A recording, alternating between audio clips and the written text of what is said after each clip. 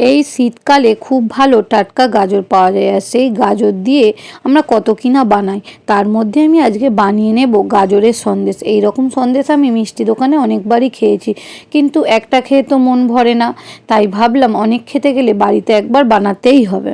নমস্কার বন্ধুরা, আমি Mahua. Welcome to Mahua cookings.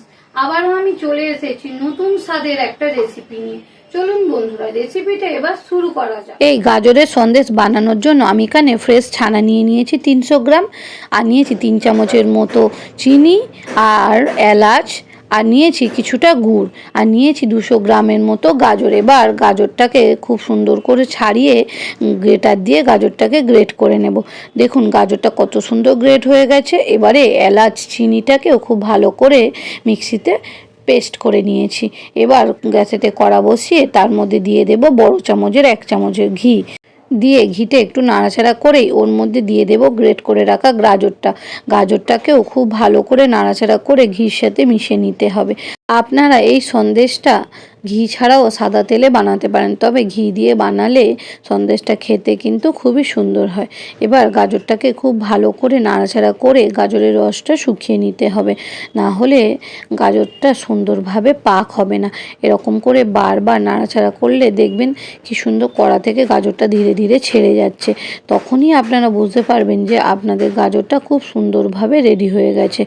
এবার আমি ওর মধ্যে দিয়ে দেব 4 চামচের মতো ছানাটাকেও এবার ধীরে ধীরে খুন্তির সাহায্যে গাজরের সাথে মিশিয়ে নিতে হবে। এবার যতক্ষণ না ছানাটা গাজরের সাথে মিশে যায় ততক্ষণই কিন্তু নাড়াচাড়া করতে হবে। দেখুন কত সুন্দর আমার ছানাগুলো গাজরের সাথে মিশে গেছে। এই গাজরের সাথে ছানা দেওয়ার জন্য সন্দেশটা কিন্তু দারুণ টেস্টি হবে। এবার খুব ভালো করে মেশানো হয়ে গেছে, ওর মধ্যে আমি দিয়ে দেব ফুটিয়ে রাখা 1/2 কাপ দুধ। ভালো করে দুধটাকেও ওই গাজরের সাথে আর ছানার সাথে মিশিয়ে নিতে হবে। মিশিয়ে নিয়ে বেশ কিছুক্ষণ নাড়াচাড়া করে দুধটা শুকিয়ে এলে ওর মধ্যে দিয়ে দেব বড় চামচে 2 চামচ চিনি আর এলাচ গুঁড়ো দিয়ে খুব ভালোভাবে নাড়াচাড়া করতে হবে। আর এই চিনি আর এলাচ গুঁড়োটা দেওয়ার জন্য সন্দেশ থেকে খুব সুন্দর একটা ফ্লেভার আসবে, আর খেতেও কিন্তু দারুণ হবে।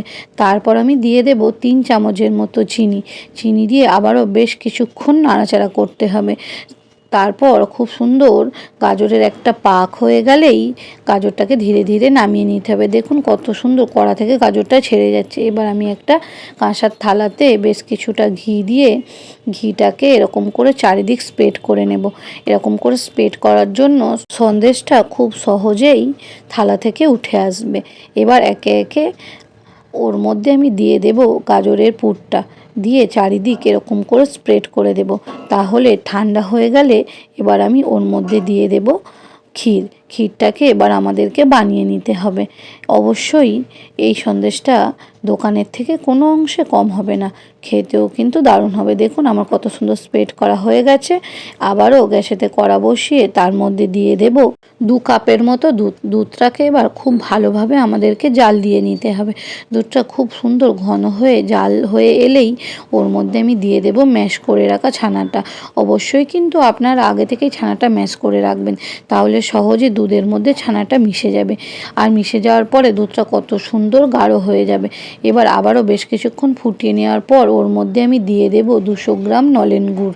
এবার দুধটাকে ক্রমাগত নাড়াচাড়া করে গুড়টাকে খুব ভালোভাবে মিশিয়ে নিতে হবে। আর গুড় দেওয়ার কারণে ক্ষীরের কালারটা কিন্তু খুবই সুন্দর হবে। আপনারা পারলে চিনি দিয়েও বানিয়ে নিতে পারেন, তাহলে চিনি দিলে এখানে 300 গ্রাম চিনি দিতে হবে। বন্ধুরা এই রেসিপিটা যদি ভালো লেগে থাকে তাহলে ফেসবুক থেকে দেখলে ফলো, আর ইউটিউব থেকে দেখলে সাবস্ক্রাইব করে দেওয়ার অনুরোধ রইল। ক্ষীরটা আমার খুব সুন্দর হয়ে গেছে। আর একটু নাড়াচাড়া করে ক্ষীরটাকে শুকিয়ে নিতে হবে, আর একটু ঠান্ডা করে নিয়েই ওই গাজরের পুরের ওপরে দিয়ে দিতে হবে। খুব ঠান্ডা হলে হবে না। এবার ধীরে ধীরে ক্ষীরটাকে আমি গাজরের ওপরে দিয়ে দেব, দিয়ে আবারও খুব সুন্দর করে স্প্রেড করে নেব। আর এটা স্প্রেড করা হয়ে গেলে আপনারা ফ্রিজে কম করে 1 ঘন্টার মতো রেস্টে রাখতে পারেন। অবশ্য বাইরে রাখলেও কোনো অসুবিধা হবে না। এবার আমার সবটা দেওয়া হয়ে গেছে আর খুব সুন্দরভাবে ঠান্ডা হয়ে জমেও গেছে। ধীরে ধীরে এবার আমি এটাকে কেটে নেব। আপনারা আপনাদের মতো করে শেপ দিতে পারেন। ভালো খাবেন, সুস্থ থাকবেন। দেখা হচ্ছে কিন্তু নেক্সট ভিডিওতে। বাই বন্ধুরা।